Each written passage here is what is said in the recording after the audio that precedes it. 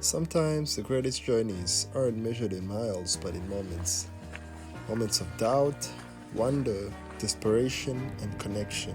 Because the part we always forget is that growth doesn't always look like progress, and not all movement is forward. Plus, the most important steps are the ones that change who we are on the inside. And that's why me and my friend Jules decided to walk from the capital Kigali to the western city of Gisenyi, approximately 170 kilometers away. Not only to prove it to ourselves that it was possible, but to also learn, grow, and share these moments with others. Well, this is not just a story about the journey. It's a reminder that the power to begin, to endure, and to grow is already in you.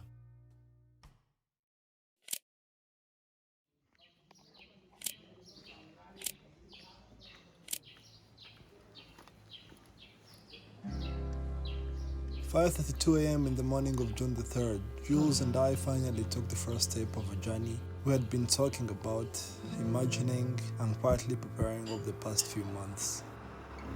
There was no big send-offs, no crowds, just the two of us, some gear, and the road ahead. Our first objective was straightforward, to get out of Kigali within the next 3 hours.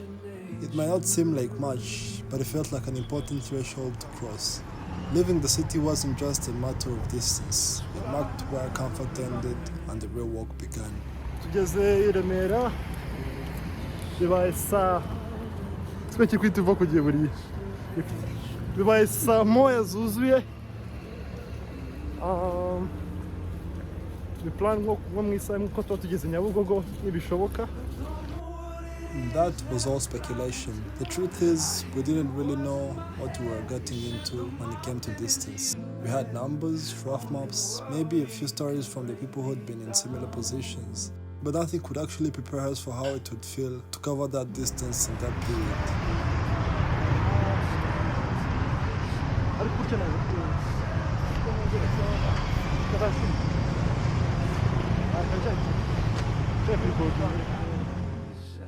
Within an hour, we made it to Kachiru. Surprisingly, instead of feeling tired, we felt more energized. The excitement of the journey was still fresh, and every step seemed to fuel us further.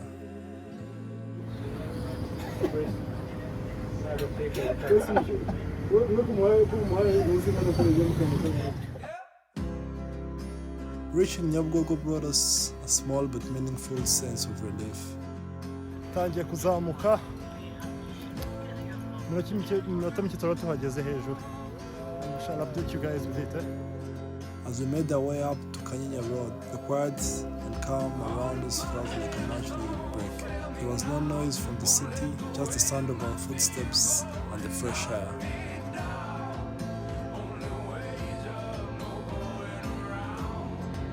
We climbed the road, and with every step we began to leave Kigali behind.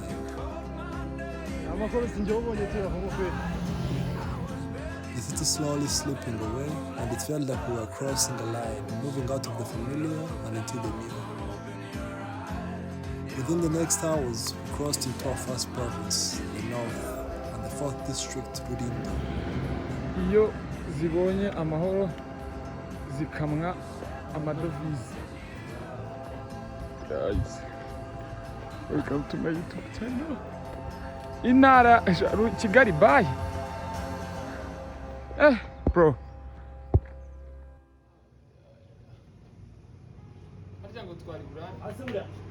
Hagati y'ahangaha n'Urusiga harimo indi santire irimo hejuru.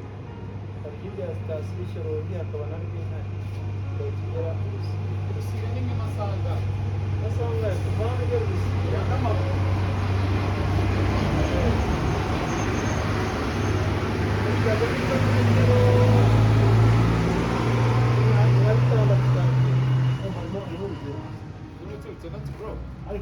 Donc le kuvuga ngo twe tuhagiye ingahe sekunde tuvuga ngo ngiye iyo mvuya ngiye hara ku mashuri intambwe ku ntambwe nini abari twanicara bagenda iminota 45 kuva hano ngera ku mashuri yo ngiye n'amaguru niho iminota 45 tuvikano kana mwageze twanicaye twanagenda twicara tugenda Honestly, I wasn't keen on walking at night. It was getting dark, and I wanted to stop and sleep in Shyorongi. But Jules encouraged me to keep going, and the warm company of some kids who had started following us made the idea easy to accept. Their energy and presence gave me the push I needed.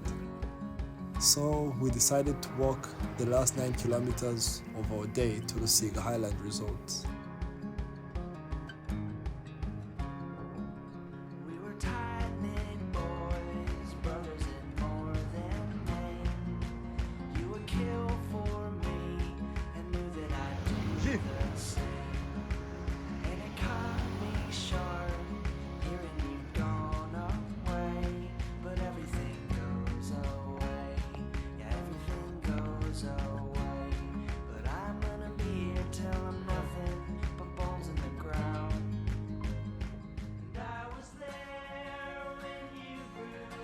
When we arrived, we were greeted warmly by the boss and her son. After some friendly conversations about possible collaboration opportunities, we settled down for dinner, and it set the tone for a good night's rest.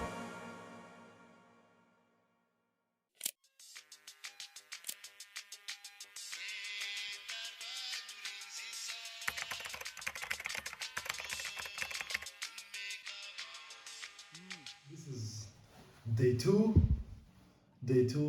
y'urugendo. Yeah, I know I'm in the bathroom, but that's where the best lighting was, so yeah, there is that. Twara is somewhere called the RUSIGA Highland Resort. I'll show you in a minute. The place is really good, the people are very generous. They were able to host us. We arrived around here somewhat like some video, so it was pretty late. I think we had a very nice cozy sleep. That's where I slept. Now the munsi wa kabiri, but we plan on reaching Musanze, which is mathematically impossible because it's something like 72 kilometers. But I hope today will be a much more better day. Yeah, yesterday was really good, and most especially we are like very good people. I was met the boss and her son. They are very generous people, and yeah, I'll show you the place. The place is really amazing.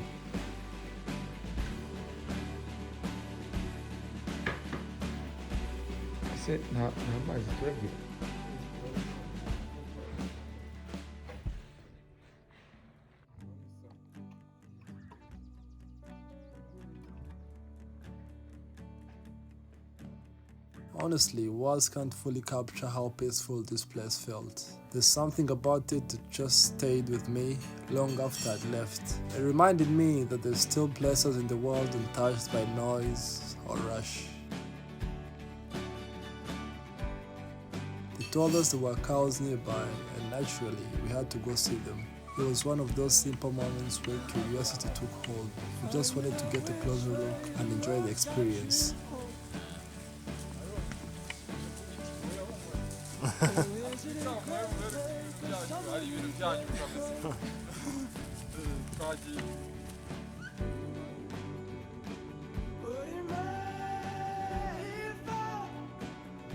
We had our breakfast, said our goodbyes to the people who had welcomed us so kindly, and set off for day 2.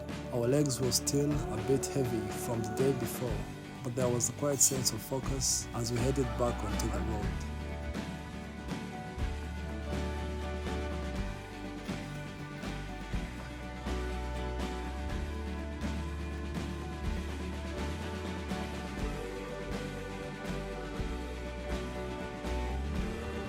Culture center, heading downhill towards the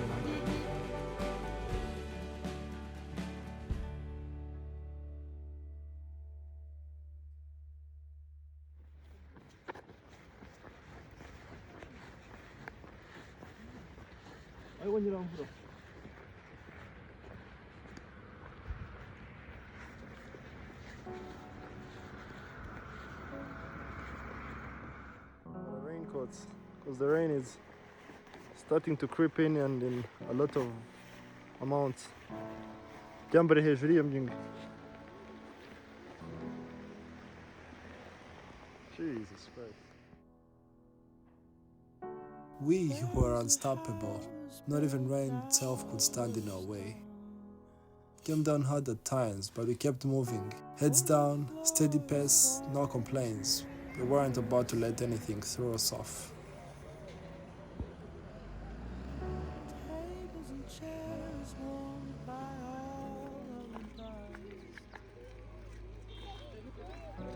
Bite.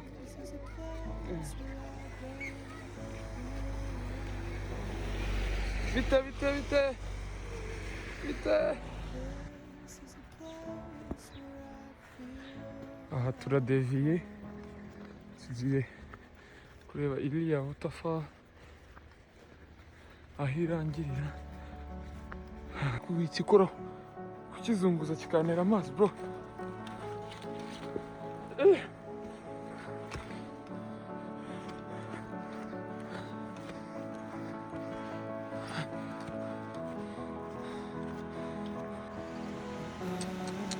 Yo! Quoi?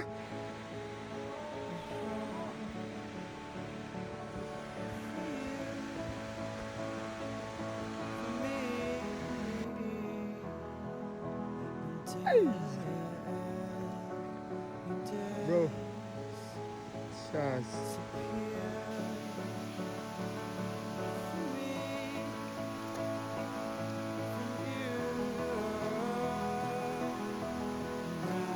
It truly was breathtaking.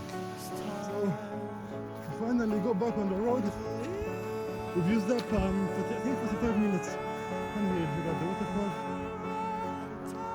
But yeah, it was worth it. It was really worth it. The journey proceeds from up there.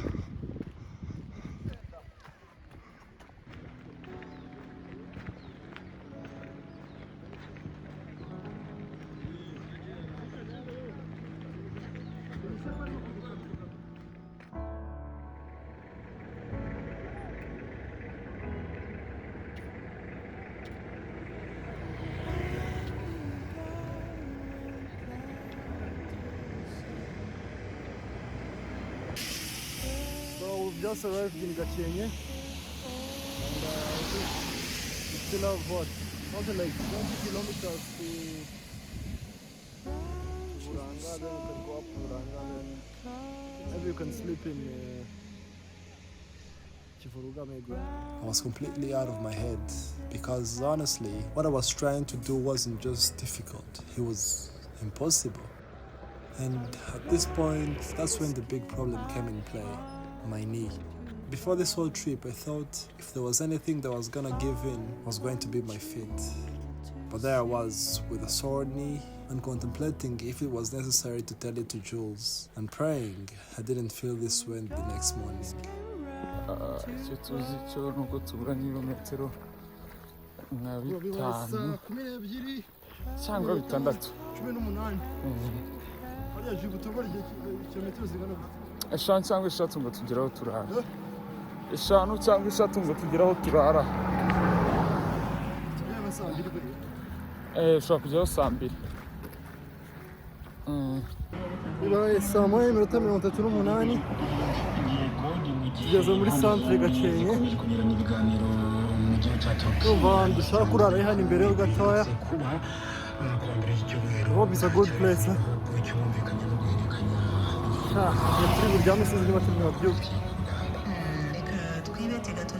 No kuzamurwa uko birimo birananiye pe.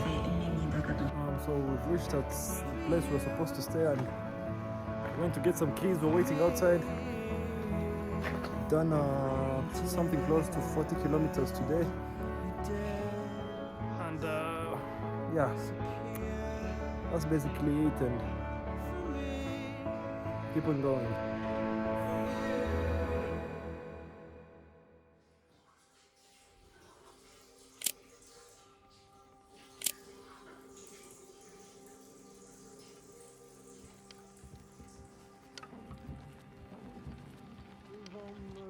Resume the journey.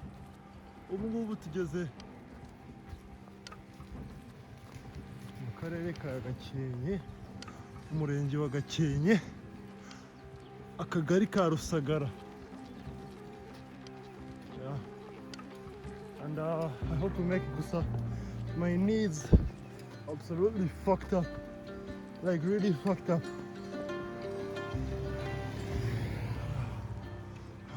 My knee was still hurting and now a bit swollen, but I wasn't gonna give up that easily.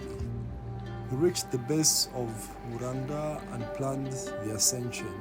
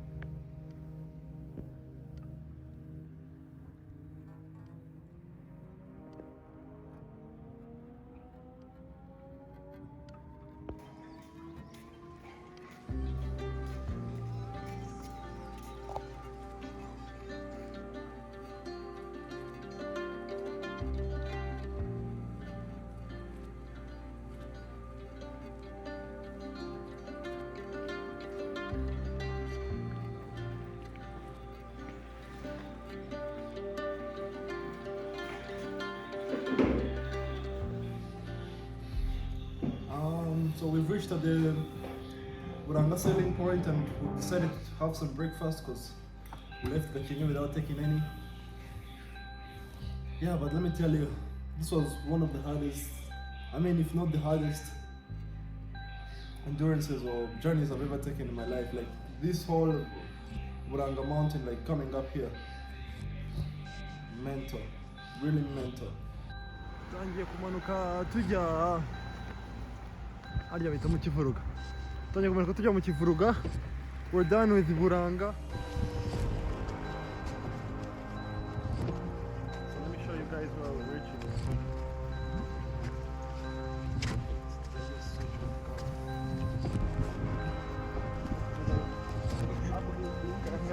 We kept playing around with the Insta360 and reached the Kivuruga center.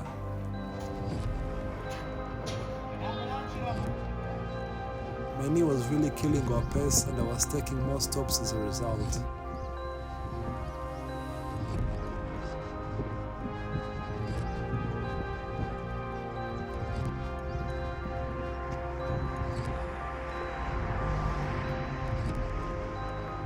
So guys, I still nicaye hamwe gatoya in order to take a break and my boy has clearly vanished. Yeah, what I mean is he has left me and I think he has put something like 1 or 2 kilometers between us. But I'm planning on catching up. Yeah.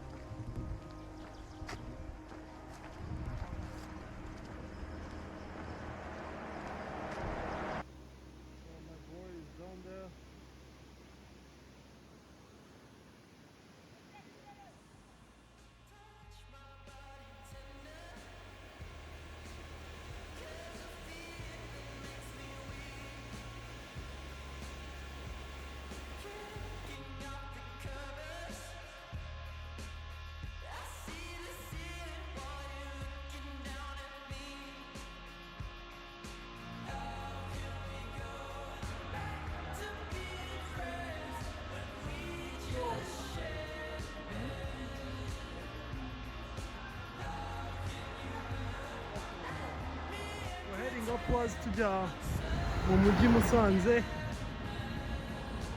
remaining with at least 2 kilometers, and that's a good sign, isn't it? It's a good sign. Oh, we have momentum. Yeah. We reached the city, had a look at the mountain ranges, and stayed at Jules' uncle's place.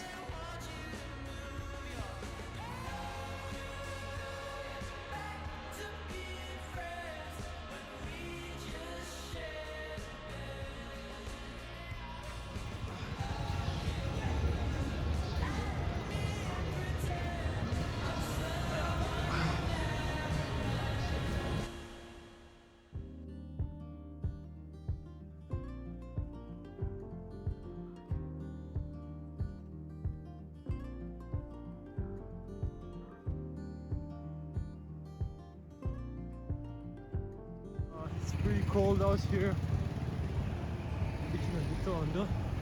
My knees still not looking good. I think I'll get to the hospital and they check. My dad told me to take anti-inflammation pills to help with the pain, and it really helped me.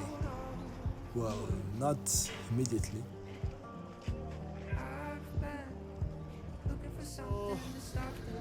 I'm coming up this road. I'm limping.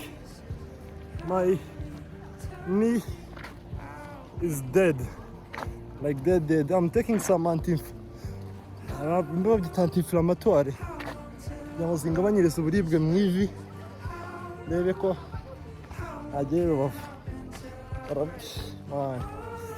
think I also have some broken bones in my foot, my right foot. Have blisters, it's completely fucked up. Yeah. At the cement factory, Jules decided to take the lower route because it seemed shorter and stayed on the main road.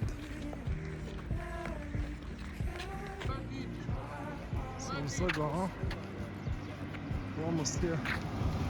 And seems like only a few more kilometers, something like 2 kilometers before we reach Jangaboya. And from Jangabo we attack Mukamira, entering Nyabihu and Bigogwe. Then we get to Kora. From Kora we enter Rubavu. And some more kilometers in the same area. We're ending with something like 50 to 40 kilometers now.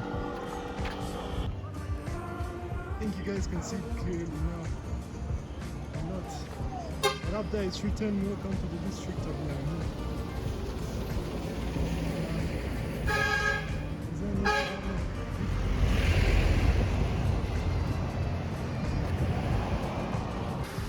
So it's raining. I've put on my rain gear.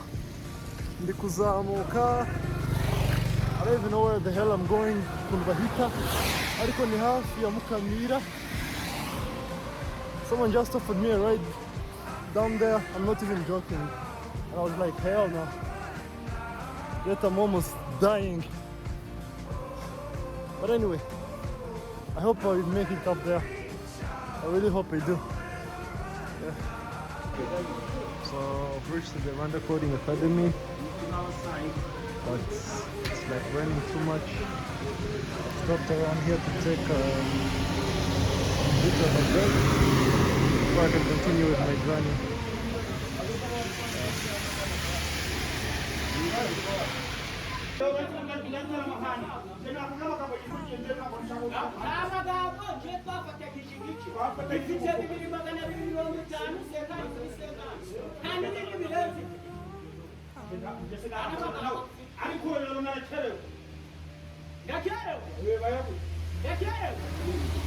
And I'm on my way to Bigogwe. I just talked to my friend. He said he has already reached there. Kiriya ni Karisimbi, iki ni Nyiragongwe. Yeah, he wouldn't pronounce Nyiragongo correctly.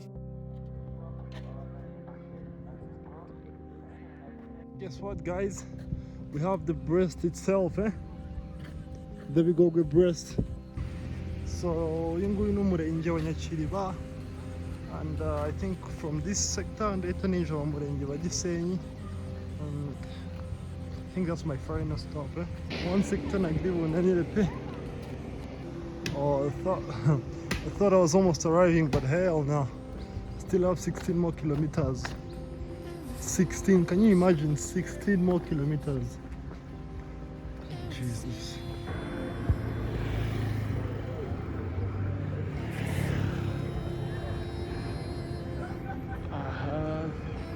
Niba ariho muri Mahoko, I don't know. So ndabona ari mu mujyi, hari agasantere gashyushye. Yeah. So daylight is almost gone. Mabona ko bacanye amatara. and nanyinjiye mu murenge wa Rugerero. I think from here I will head on exactly into Gisenyi. So I'm trying to make my way through Rugerero as steady as possible. Then when I reach there, I'll tell everyone, I'll tell you guys about it. Yeah. I can't wait for sure. It's almost dark. Maze kurenga isoko gatoya nenda kugera ku musigiti. From there, I think from here ndahita ngera kuri Wasac, where I think Jules anegerereje because he was far much ahead because yari afite imbaraga we ntabwo yari yavunitse nkanjye. So when I reach there and maybe we meet, ntabwo mfite mubereka also umunani uturere umunani imirenge 46 imirenge 46 ukunze Kigali ntangiye imidugudu njya Kimihurura njya kubwira CDS urugendo mu bishyura akigera nka duto cyangwa nka majoro ubundi bajye babama bagendesha. That, my friends, was the voice of triumph and gratitude. Yeah, we made it. I can't believe these legs have done the impossible. We're in Rubavu, guys. We're in Gisenyi, the city. Amazing. Really amazing. And finally, guys, we finally made it. We finally made it, guys. We're finally here. Who would have thought, eh? Who would have thought this day would have reached?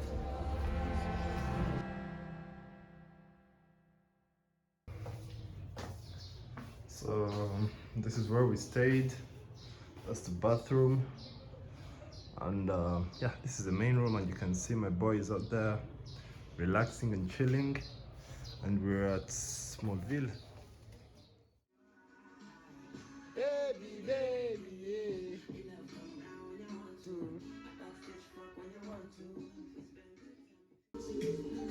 Garanti.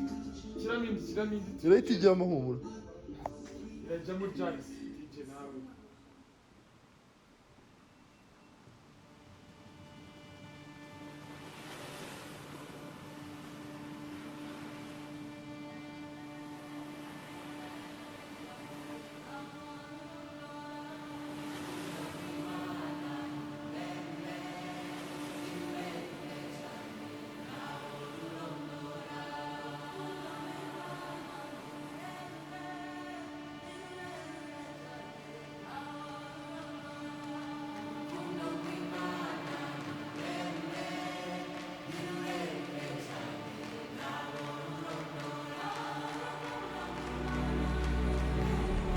This was surely a good one for me, but not the last one. And now I have a question for you. What's your next adventure going to be? I hope you don't let it pass, because life is short and there's plenty of time to be dead.